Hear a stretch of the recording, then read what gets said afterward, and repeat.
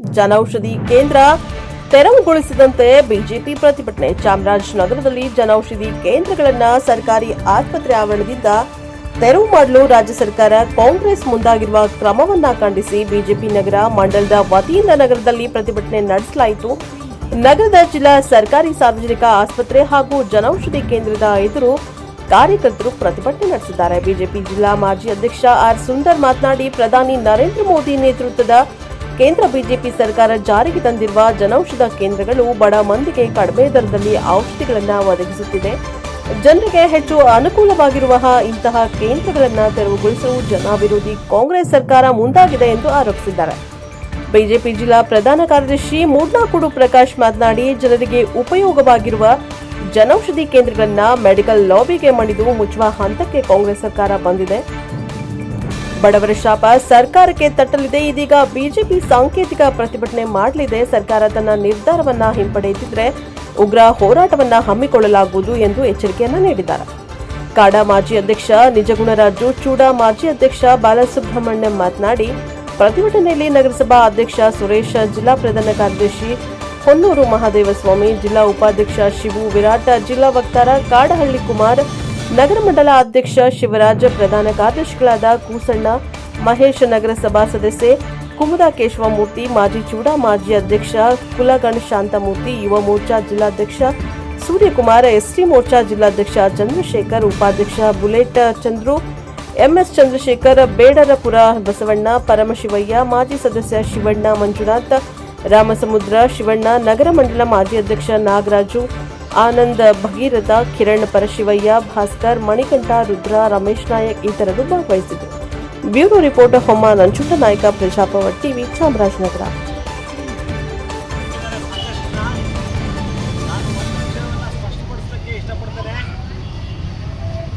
ಸನ್ಮಾನ್ಯ ನರೇಂದ್ರ ಮೋದಿಜಿಯವರು ಕೊಟ್ಟಂತ ನೂರಾರು ಯೋಜನೆಗಳಲ್ಲಿ ಅತ್ಯಂತ ಮಹತ್ವವಾದ ಯೋಜನೆ ಅಂದರೆ ಜನೌಷಧಿ ಕೇಂದ್ರ.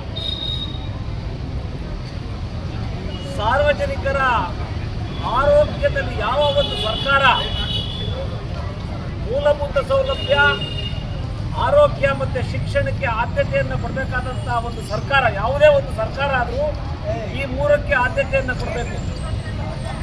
ಈ ಲಜ್ಜೆಗೆಟ್ಟ ಸರ್ಕಾರ, ಸಿದ್ದರಾಮಯ್ಯನವರ ಸರ್ಕಾರ ಇವತ್ತು ಕೇಂದ್ರದ NEP-ಯನ್ನು ಜಾರಿಗೊಳಿಸುವಲ್ಲಿ ವಿಫಲವಾಗಿದೆ.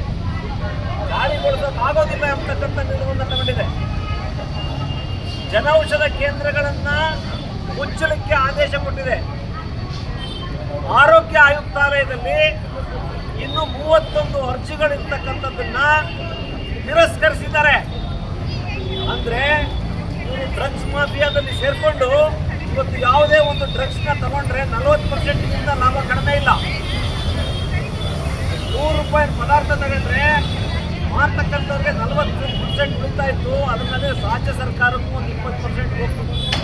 ಇಂಥ ಒಂದು ಪರಿಸ್ಥಿತಿನಲ್ಲಿ 100 ರೂಪಾಯಿ ಮಾತ್ರೆಯನ್ನು ಬರೀ ಕೇವಲ 25 ರೂಪಾಯಿ ಕೊಡ್ತಕ್ಕಂಥ ಒಂದು ಯೋಜನೆ ಏನು ನರೇಂದ್ರ ಮೋದಿಯವರ ಕನಸಿನ ಯೋಜನೆಯನ್ನು ಇವತ್ತು ಮುಗಿಸಿದ್ದಾರೆ. ಇದ್ರ ಪರಿಣಾಮ ಜನ ದಂಗೆ ಹೇಳೋದೊಂದೇ ಬಾಕಿ ಇರೋದು. ಈ ಸರ್ಕಾರ ತೊಲಗಿದ್ರೆ ಸಾಕು ಅಂತಕ್ಕಂಥ ದೃಷ್ಟಿಯಲ್ಲಿ ಜನ ಎದುರು ನೋಡ್ತಾ ಇದ್ದಾರೆ. ಇಂಥ ಒಂದು ಸಂದರ್ಭದಲ್ಲಿ ಇಂದಿರಾ ಕ್ಯಾಂಟೀನ್ ಸ್ಟಾರ್ಟ್ ಮಾಡ್ತಾರಂತೆ, ಇನ್ಯಾವುದೋ ರಾಜೀವ್ ಗಾಂಧಿ ಕ್ಯಾಂಟೀನ್ ಸ್ಟಾರ್ಟ್ ಮಾಡ್ಕೊಳ್ಳಿ ಅಂತ ಹೇಳಿ. ಆದರೆ ಜನೌಷಧ ಕೇಂದ್ರವನ್ನು ಯಾವುದೇ ಕಾರಣಕ್ಕೂ ಮುಚ್ಚಬಾರ್ದು ಎಂಬತಕ್ಕಂಥದ್ದು ಭಾರತೀಯ ಜನತಾ ಪಾರ್ಟಿಯ ಆಗ್ರಹ. ಒಂದು ವೇಳೆ ನೀವು ಜನೌಷಧ ಕೇಂದ್ರವನ್ನು ಮುಚ್ಚಿದ್ರೆ ಮುಂದಿನ ದಿನಗಳಲ್ಲಿ ನಾವು ಉಗ್ರವಾದ ಪ್ರತಿಭಟನೆಯನ್ನು ಮಾಡೇ ಮಾಡ್ತೀವಿ. ಜನ ಇದರ ವಿರುದ್ಧವಾಗಿ ದಂಗೆ ಹೇಳ್ತಾರೆ, ನಿಮ್ಮ ನೆನಪಿರಲಿ. ಹಾಗಾಗಿ ದಯಮಾಡಿ ಏನು 31 ಅರ್ಜಿಗಳು ನಿಮ್ಮ ಆಯುಕ್ತಾಲಯದಲ್ಲಿದೆಯೋ ಅದನ್ನು ಪುರಸ್ಕರಿಸಿ ಮತ್ತೆ ಜನೌಷಧ ಕೇಂದ್ರಗಳನ್ನು ತೆಗೆದು ನಿಮಗೇನಾದ್ರು ಮಾನ ಮರ್ಯಾದೆ ಇದ್ದರೆ, ಜನಗಳ ಬಗ್ಗೆ ಕಾಳಜಿ ಇದ್ದರೆ, ಈಗೇನು ಜನೌಷಧ ಕೇಂದ್ರಗಳನ್ನು ಸ್ಥಾಪನೆ ಆಗಿದೆ ಅದನ್ನು ದುಪ್ಪಟ್ಟು ಮಾಡಿ ಜನರ ಆರೋಗ್ಯವನ್ನು ಸುಧಾರಿಸುವ ನಿಟ್ಟಿನಲ್ಲಿ ಕೆಲಸ ಮಾಡಿ.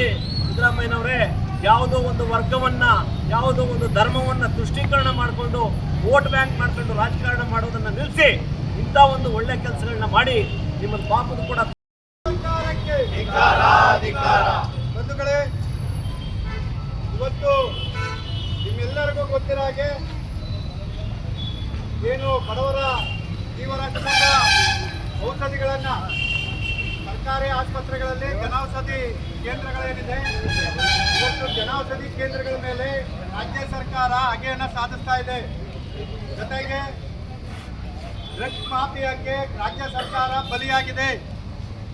ನಿಮಗೆ ಗೊತ್ತಿರೋ ಹಾಗೆ ಸಿದ್ದರಾಮಯ್ಯನವರು ಕೇಂದ್ರ ಸರ್ಕಾರದ ನಮ್ಮ ಹೆಚ್ಚಿನ ಪ್ರಧಾನಮಂತ್ರಿಗಳಾದಂಥ ನರೇಂದ್ರ ಮೋದಿಜಿ ಅವರು ಕೊಟ್ಟಂಥ ಜನಪ್ರಿಯ ಯೋಜನೆಗಳನ್ನು ಒಂದೊಂದಾಗಿ ನಿಲ್ಲಿಸಂತ ಮತ್ತು ಆ ಯೋಜನೆಗಳ ಮೇಲೆ ಹಗೆ ಸಾಧಿಸಂಥ ಒಂದು ಕಾರ್ಯ ಇವತ್ತು ಈ ಜನೌಷಧಿ ಕೇಂದ್ರಗಳ ಮೇಲೂ ಪ್ರಾರಂಭವಾಗಿದೆ.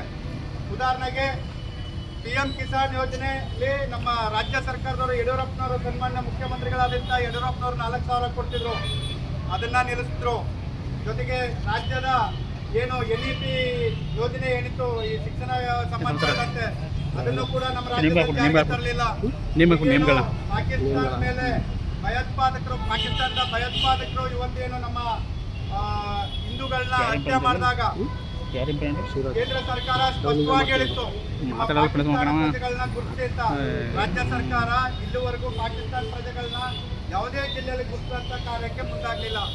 ಜೊತೆಗೆ ಈಗ ಜನೌಷಧಿ ಕೇಂದ್ರಗಳು ಕೂಡ ಇವತ್ತು ರಾಜ್ಯ ಸರ್ಕಾರ ಟಾರ್ಗೆಟ್ ಮಾಡಿದೆ. ಹಾಗಾದರೆ ಸಿದ್ದರಾಮಯ್ಯನವರು ಬಡವರ ಪರ ಇದ್ದಾರಾ ಅಥವಾ ಮೆಡಿಕಲ್ ಮಾಫಿಯಾ ಪರ ಇದ್ದಾರಾ ಅನ್ನೋದನ್ನು ಸ್ಪಷ್ಟಪಡಿಸಬೇಕು. ಯಾಕೆಂತಂದರೆ ಇವತ್ತು ಬಡವರಿಗೆ ಒಂದು 2,000-3,000 ಆಗ್ತಿದ್ದಂಥ ಔಷಧಿಗಳಿಗೆ 200-300 ರೂಪಾಯಿಗೆ ಈ ಕೇಂದ್ರಗಳಲ್ಲಿ ಸಿಗ್ತಾ ಇತ್ತು. ಹೌದಲ್ಲವ? ಈ ಒಂದು ಕೇಂದ್ರದಲ್ಲಿ ಎಷ್ಟು ಸಿಗ್ತಿದ್ದ ನಿಮಗೆ 80% ಸಬ್ಸಿಡಿ ನಿಮಗೆ ಔಷಧಿಗಳು ಕೊಡ್ತಾರೆ. 200 ರೂಪಾಯಿ ಇದ್ದರೆ 20 ರೂಪಾಯಿ ಸಿಕ್ಕಂಥ ಔಷಧಿಗಳು ಇವತ್ತು ಅದೇ ಬಡವ್ರನ್ನ ರಕ್ತ ಇರೋಂಥ ಕೆಲಸಕ್ಕೆ ಇವತ್ತು ರಾಜ್ಯ ಸರ್ಕಾರ ಮತ್ತು ಸಿದ್ದರಾಮಯ್ಯ ಮುಂದಾಗಿದ್ದಾರೆ. ಹಾಗಾಗಿ ದಯಮಾಡಿ ಇವತ್ತೇನು ಬಡವರ ಜೀವರಕ್ಷಕ ಔಷಧಿಗಳಾದಂಥ ಏನು ಜನೌಷಧಿ ಕೇಂದ್ರಗಳಲ್ಲಿ ಸಿಗ್ತಕ್ಕಂಥ ಔಷಧಿಗಳನ್ನ ಬಂದ್ ಮಾಡಬಾರ್ದು ಮತ್ತು ಯಥಾಸ್ಥಿತಿ ಇದನ್ನು ಮುಂದುವರಿಸಬೇಕು ಅಂತ ಈ ಸಂದರ್ಭದಲ್ಲಿ ಆಗ್ರಹಿಸ್ತಾ ಹೋಗ್ತಾ ಇದ್ದೀನಿ.